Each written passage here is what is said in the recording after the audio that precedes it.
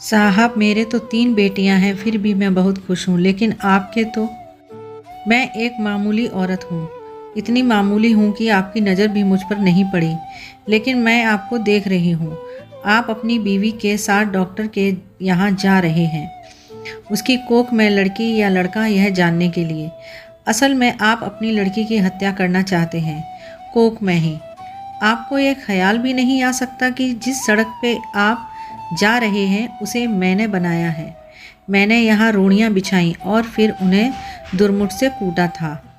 मेरी छोटी बेटी तब यहाँ किनारे पर उगी झाड़ियों में ऊँघती रहती थी। मेरी 3 बेटियाँ हैं।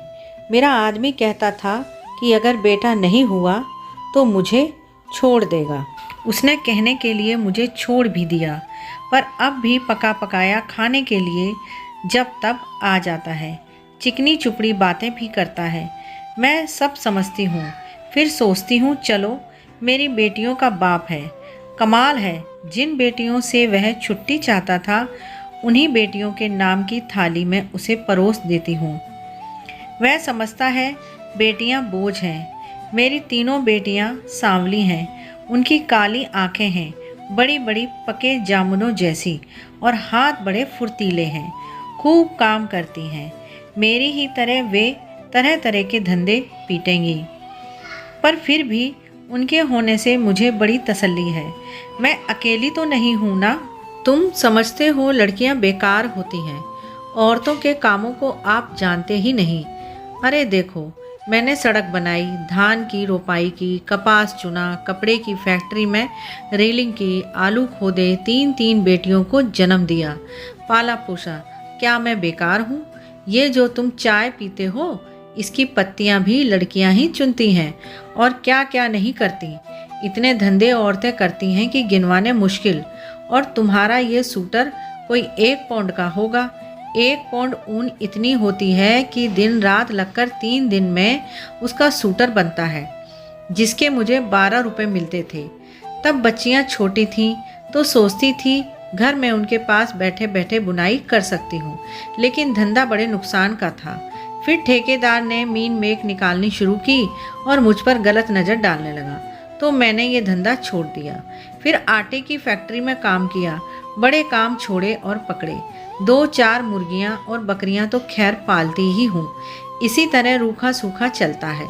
ये जो तुम्हारी बीवी ने रेशमी साड़ी पहन रखी है, इसके धागे भी औरतें तैयार करती हैं, कीड़े पालती हैं। मुश्किल काम है, जांग में घाव हो जाते हैं, धान की रोपनी में भी पैरों में खारवे हो जाते हैं, और कमर झुके झुके टूट जाती है।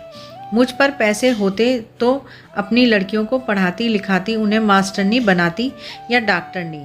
तुम खुद पढ़े लिखे हो, पैसे वाले भी दिखते हो, तुम लड़की का गर्भ क्यों गिरवाना चाहते हो? तुम समझते हो तुम्हारी लड़की कोई काम नहीं कर सकती?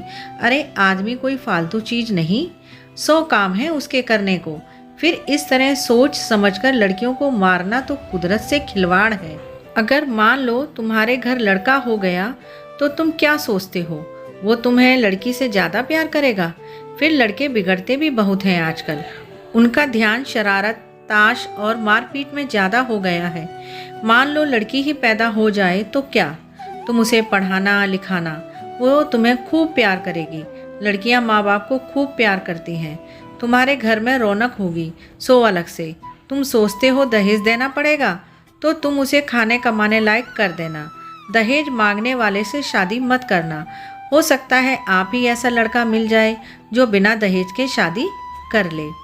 अगर ना मिले तो क्या, वो कमाएगी खाएगी और तुम्हारा सहारा बनेगी। हो सकता है वह तुम्हारा नाम रोशन कर दे। तुम्हारे लिए क्या पैसा ही सब कुछ हो गया, या दुनिया का डर अपनी बेटी से भी बड़ा हो गया? आखिर तुम अपनी बेटी को प्यार तो कर ही सकते हो, और बेटी भी तुम्हें प्यार कर सकती है। माँ बाप और बच्चे का इतना रिश्ता बहुत हुआ, इसके लिए तो आदमी जीता है। पैसे को चाहे जितना मानो, पर मोह ममता फिर भी बड़ी चीज़ है, इसे बनाए रखने में ही खैर है। नहीं दुनिया उजड़ी समझो, कुदरत के साथ इतनी मनमानी अच्छी नहीं। लड़कियों को तुम ऐसे ही गिरवाते रहे तो औरतें कितनी कम हो जाएंगी। फिर तुम उनके लिए कुत्तों की तरह लड़ोगे। दहेज के डर से आज उन्हें मरवा सकते हो तो कल फिर पैसे के लालच में बेचोगे भी। इस तरह क्या दुनिया बड़ी अच्छी हो जाएगी या तुम्हारे घर परिवारों में खुशियां छा जाएंगी? तुम जो रेशमी साड़ी पहनकर इसके साथ चली आई हो, इससे इतना डरती क्यों हो? सोचती हो यह तुम्हें छोड़ देगा? ये मिचमिची आंखों वाला अगर तुम्हें छोड़ भी दे तो क्या तुम मर जाओगी? मैं तो पढ़ी लिखी भी नहीं थी, मैं तो तानों से नहीं डरी। आदमी ने छोड़ने की धमकी दी तो कह दिया ले छोड़ दे।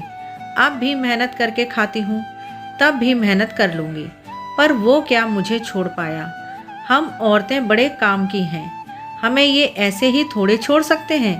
परिवार की ज़रूरत तो इन्हें भी है, नहीं तो हाँफते हाँफते मर जाएंगे, कोई पानी देने वाला भी नहीं मिलेगा। मैं तो कहती हूँ बेटी भी पैदा करो, दहेज भी मत दो और डरो भी मत। देखना दुनिया ऐसी ही चलेगी, इससे अच्छी चलेगी, दाब धौस कुछ कम ही होगी। मेरी बेटी ने कढ़ाई सिलाई सीखी है, वो ना होती तो फिर क्या था? मैं तो दुनिया में धंधा पीटती मर जाती। अब भी मेहनत करती हूँ, पर मन में खुशी भी है। मेरी 3 लड़कियाँ खूब हुनर वाली हैं, कोयल जैसी आवाज़ है उनकी, सुनने से थकान मिट जाती है। ना करे कोई शादी, अपनी ज़िंदगी भाड़ बनाएगा, और जो शादी करेगा सो भगवान होगा। चलती हूँ। ये ठेकेदार आता दिखता है, आंखों से कम सूझने लगा है। ये जो लिबर्टी सिनेमा है ना, इसे गिराना है। मालिक यहाँ पूरी बाजार भर दुकानें बनवाना चाहता है, यहीं मलबा ढोने का काम करूँगी। काम तो ठीक है, मैंने बहुत किया है, पर इसके सामने ये डॉक्टर की दुकान है, यहाँ लड़का लड़की टेस्ट होता है बस। इसे देख देख के मन में बेचैनी बनी रहती है। घड़ी घड़ी तुम्हारे जैसों की सूरत देखनी पड़ेगी, हत्यारों की। बस कहीं और काम मिला तो ये जगह छोड़ दूंगी। देखूं तब तक तो यहीं काम करना पड़ेगा। मैं पढ़ी लिखी होती तो ये सब बातें लिख देती, फिर तो तुम भी मेरी बात किताब में पढ़ लेते। पढ़कर तुम भी कहते करतारी देवी बात तो पते की कहती है। तो दोस्तों ये थी आज की कहानी। आपको कैसी लगी आज की कहानी कमेंट बॉक्स में ज़रूर लिखें। यदि आपको कहानी पसंद आई हो तो प्लीज़ वीडियो को लाइक करें, शेयर करें और चैनल को सब्सक्राइब करके बेल आइकन को प्रेस करें, जिससे आगे आने वाली वीडियो का आपको टाइम से नोटिफिकेशन मिल जाएगा।